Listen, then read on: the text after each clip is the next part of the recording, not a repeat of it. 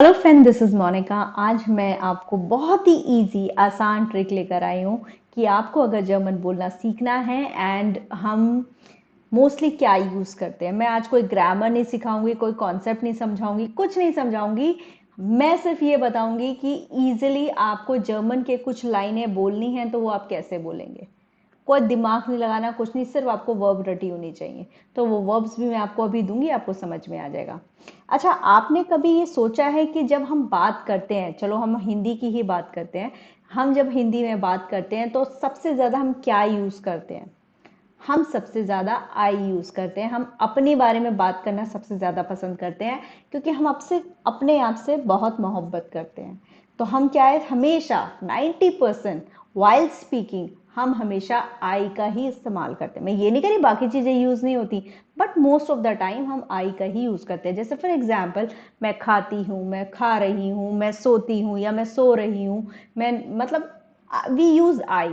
तो बेसिकली वही आई हमें आज जर्मन में यूज करना है। यही सिंपल ट्रिक है और कुछ नहीं है। उसका ट्रिक मैं अब आपको बताने जा रही हूँ।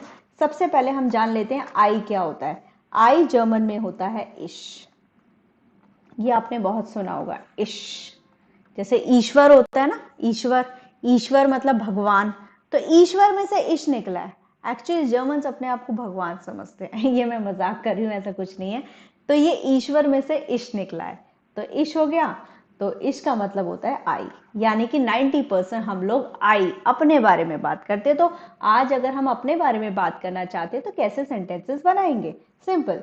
तो अब आपको क्या करना है, आपको सिर्फ एक वर्ब रटी होनी चाहिए। जैसे आपको वर्ब है वोनन, आपको ये वर्ब पता है वोनन। वोनन का मतलब होता है टू लिव। अब मैंने आपको ये वर्ब बता दिया और आपको सिंपल सेंटेंस बनाना है, मैं रहती हूँ या मैं रह रही हूँ। एक्चुअली जर्मन में क्या होता है, जर्मन में कॉन्टिन्यूअस टेंस नहीं होता। तो यहाँ पर जो हम एक सेंटेंस अभी मैं बनाकर दिखा रही हूँ, फिर मैं मतलब बताती हूँ। तो आपको क्या करना है, पहले सब्जेक्ट उठाना है इश। फिर जब हम वोनन को कॉन्जुगेट करेंगे, कुछ नहीं करना, आपको रूट उठानी है।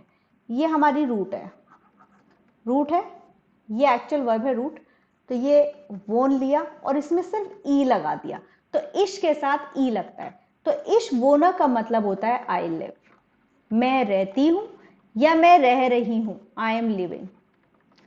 अब आप मुझसे पूछेंगे, भाई मुझे कैसे पता चलेगा कि, या सामने वाले को कैसे पता चलेगा कि मैं ये कह रही हूं मैं रहती हूं या मैं रह रही हूं? देखो, सामने वाला अगर आपसे पूछ रहा है, भाई आप क्या कर रहे हो, टीना आप क्या कर रहे हो अभी? तो आपने बोला मैं डांस कर रही हूँ। तो सामने वाला ऑटोमेटिकली समझ जाएगा यू आर सेइंग कि आप कॉन्टिन्यूअस टेंस बोल रहे हो। मैंने पूछा आप क्या करते हो, तो आप बोलोगे मैं डांस करती हूँ। मैंने बोला फ्री टाइम में क्या करते हो। आप मेरा क्वेश्चन समझ पा रहे हो? जो क्वेश्चन मैंने पूछा और उसके अकॉर्डिंग मेरे पास आंसर आया, तो मुझे सामने वाले से पता चल गया सिंपल टेंस। अब यहाँ सिंपल प्रेजेंट यूज हो रहा है। अब जैसे यहाँ पर है, मैंने पूछा आप कहाँ रह रहे हो, तो आपने बोला इश वोन इन दिल्ली, मैं दिल्ली में रह रही हूँ। मैं आंसर बोलूंगी इश वोन इन दिल्ली, तो सामने वाला ऑटोमेटिकली समझ जाएगा मैं ये कह रही हूँ मैं दिल्ली में रह रही हूँ। आपने मुझसे पूछा आप कहाँ रहते हो, मैंने बोला इश वोन इन दिल्ली, तो सामने वाला ये समझ जाएगा मैं ये बोल रही हूँ आई लिव इन दिल्ली, मैं दिल्ली में रहती हूँ। तो वो कॉन्टेक्स्ट से समझ में आ जाएगा मैं कॉन्टिन्यूअस टेंस यूज कर रही हूँ या सिंपल प्रेजेंट। अच्छा, इतना दिमाग लगाना ही नहीं। जब हम जर्मन बोल रहे होते हैं ना, हमें पता ही नहीं होता कि हम कॉन्टिन्यूअस टेंस यूज कर रहे हैं या सिंपल प्रेजेंट। एक्चुअली ये इंग्लिश में होता है। अब वही बात है ना, मैंने जब भी बोला है लैंग्वेज को सीखते हुए कभी ट्रांसलेट नहीं करना, वर्ड टू वर्ड ट्रांसलेट नहीं करना, क्योंकि हर लैंग्वेज की अपनी ग्रामर है। तो हम इसकी सीधा ग्रामर सीखते हैं, कुछ दिमाग नहीं लगाना। आपको सिर्फ वर्ब पता होनी चाहिए, आपको कॉन्जुगेट करना है और आपका सेंटेंस रेडी। अब जैसे मान लीजिए मैंने एक वर्ब सीखी अर्बाइटन। अर्बाइटन का वर्ब मतलब होता है टू वर्क, राइट। अब मैं बोलना चाहती हूँ मैं काम करती हूँ, तो मैं इश लिया, रूट ली मैंने अर्बाइट और उसमें ई लगा दिया, इश अर्बाइटर। दूसरा आसान तरीका है, जैसे ही हमारी वर्ब है आप यहां तक लिख लो, अर्बाइटर तक लिख लो, एन छोड़ दो, तो इश अर्बाइटर, ये आई की कॉन्जुगेशन हो गई। इश अर्बाइटर मतलब आई वर्क या आई एम वर्किंग। जो आप जब भी आप कुछ भी बोलना चाहते हो, आई एम वर्किंग बोलना चाहते हो तब भी आप इश अर्बाइटर बोलोगे, आई वर्क बोलना चाहते हो तब भी आप इश अर्बाइटर बोलोगे, राइट। तो यहां तो बहुत आसान तरीका है कि कॉन्टिन्यूअस टेंस कोई टेंस ही नहीं है, सिंपल हमें एक सब्जेक्ट लेना है और वर्ब को कॉन्जुगेट करना है, आपका सेंटेंस रेडी। तो इश अर्बाइटर, आपने मुझसे पूछा आप क्या करते हो, तो आपने बोला आई वर्क इश अर्बाइटर या आई एम वर्किंग इश अर्बाइटर। दोनों के लिए आप एक ही यूज करोगे, तो आपको कंफ्यूज होने की तो जरूरत ही नहीं है, सिर्फ हमें वर्ब पता होना चाहिए एंड हम सिंपल सेंटेंसेस बना सकते हैं। अच्छा, सबसे खास बात ये है कि जब इश का सेंटेंस बनाते हैं ना, हमें वर्ब का ये भी फोकस नहीं करना कि ये वर्ब रेगुलर है या इरेगुलर है, क्योंकि इश की कॉन्जुगेशन सेम होती है, रेगुलर में भी इरेगुलर में, तो फोकस ही नहीं करना, हमें सिर्फ वर्ब पता होनी चाहिए। तो मैं कुछ और एग्जाम्पल्स लेती हूँ, देन आपको वो भी समझ में आ जाएगा। लाइक मैंने लिया एसन। एसन का मतलब होता है टू ईट, मैं खाती हूं। अब मुझे ये बनाना है तो मैं क्या करूंगी, इश लिया और ऐसे लिया, एन छोड़ दो, इश ऐसा। इश ऐसा मतलब आई ईट। अब मैं बोलना चाहती हूँ मैं केक खाती हूँ, इश ऐसा आइनन कुखन।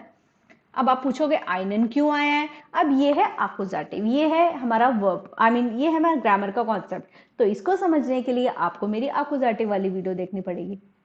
तो अगर ये आप समझना चाहते हो तो आप आकुजाटिव वाली वीडियो देखिए कि आइनन क्यों आया है। बाकी कुखन का मतलब केक होता है कि मैं एक केक खाती हूँ, राइट। एक और सेंटेंस वर्ब ले लेते हैं, लाइक त्रिंकन। त्रिंकन का मतलब होता है टू ड्रिंक। अब मैं बोलना चाहती हूँ मैं पानी पीती हूँ या मैं पानी पी रही हूँ, तो मैं क्या बोलूंगी, इश ड्रिंक, इश drink water, I drink water. देखो, तो हमने क्या किया, यहां तक उठा लिया, एन छोड़ दो, इश त्रिंक। अदरवाइज दूसरा तरीका, रूट उठाओ और ई लगा दो। रूट हमारी त्रिंक तक होती है, ई एन छोड़ के और ई लगा दिया, इश त्रिंक वासर। तो 90% वी यूज सच सेंटेंसेस, इसी तरह के सेंटेंसेस हम यूज करते हैं, राइट। और वर्ब्स ले लेते हैं, आप भी सेंटेंसेस बनाना मेरे साथ साथ। लाइक जेहन। जेहन का मतलब होता है टू सी। तो अगर आप बोलना चाहते हो मैं एक फिल्म देखती हूं, तो मैं कैसे बोलूंगी, इज जेह आइनन फिल्म। या मैं टीना को देख रही हूं, तो मैं क्या बोलूंगी, इज जेह टीना। मैं एक किताब देख रही हूं, तो मैं क्या बोलूंगी, इज जेह आइन बुक।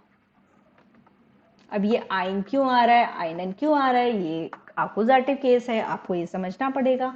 एक और वर्ब ले लेते हैं, लाइक लेजन। लेजन का मतलब होता है टू रीड। तो इश लेजर आइन book, right, I read a book. तो लेजर हो गया, बहुत इजी है, कुछ नहीं करना, एन छोड़ दो, है ना, एन छोड़ दो, या रूट उठाओ, ई लगा लो, है ना। और वर्ब्स ले लेते हैं, आप मेरे सामने बनाना। लाइक ब्राउखन। ब्राउखन का मतलब होता है टू नीड। गेबन का मतलब होता है टू गिव। ब्रिंगन का मतलब होता है टू ब्रिंग। गेहन का मतलब होता है टू गो। फारन का मतलब भी होता है टू गो, लेकिन दूर जाने के लिए यूज होता है, और टू ड्राइव होता है इसका मतलब। त्रिंकन हो गया, अरबाइटन भी हो गया हमारा। अरबाइटन मीन्स टू वर्क। कॉमन मीन्स टू कम, राइट। मैं मीनिंग लिख देती हूँ, आप सेंटेंसेस बनाना, कमेंट बॉक्स में डालना। ब्राउकन मीन्स टू नीड। अब आपको बोलना है मुझे एक पेंसिल की जरूरत है, तो आप क्या बोलोगे, इश ब्राउका। अभी आप नॉर्मल बनाओ, इश ब्राउका आई नीड, राइट। गेबन मीन्स टू गिव। ब्रिंगन मीन्स टू ब्रिंग। गेहन मीन्स टू गो। फारन मीन्स टू गो फार या टू ड्राइव।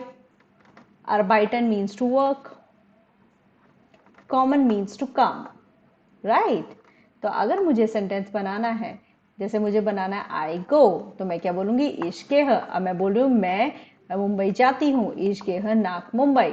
अच्छा, नाक का मतलब होता है टू, जैसे हम इंग्लिश में टू प्रेपोजिशन यूज करते हैं ना, या नाक यूज होता है बड़ी प्लेसेस के लिए, लाइक कोई किसी कंट्री पे जा रहे हो या किसी सिटी में जा रहे हो, तो आप नाक यूज करोगे, इश गेहन नाक मुंबई, इशफारा नाक मुंबई। आप फारन भी यूज कर सकते हो, गेहन भी यूज कर सकते हो, राइट। ये वर्ब्स हो गए, इनके साथ सेंटेंसेस बनाना। मैं कुछ और वर्ब्स देती हूँ, तो कम से कम अगर आपने ये वर्ब्स भी रट ली, तो कम से कम आप 15-20 सेंटेंसेस तो बना सकते हो, अपने बारे में बता तो सकते हो। आई डांस, आई सिंग, तो लो डांस का भी ले लेते हैं। डांसन हो गया टू डांस। जिंगन हो गया टू सिंग। वाटन हो गया टू वेट। नेमन हो गया टू टेक। बे स्टेलन, बे स्टेलन हो गया टू ऑर्डर। बार्डन हो गया टू टेक बाथ। एसन मैं ऑलरेडी बता चुकी हूं, टू ईट।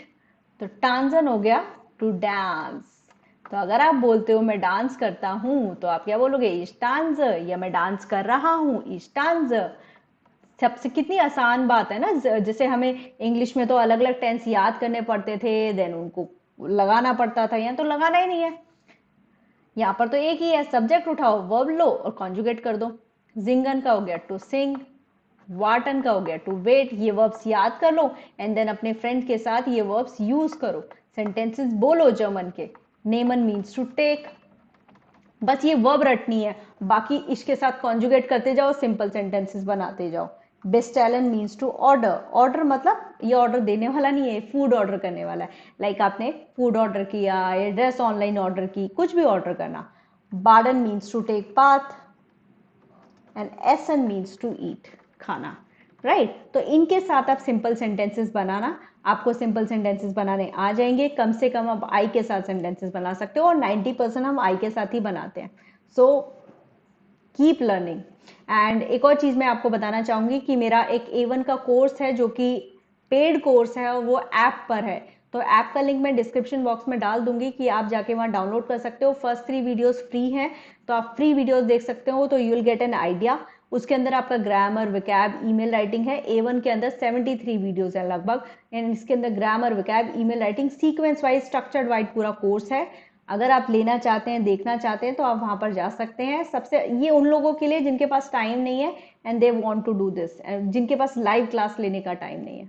और बाकी आपको ऑनलाइन क्लासेस लेनी है तो नंबर नीचे है ही डिस्क्रिप्शन बॉक्स में, तो आप देख सकते हैं। Thank you.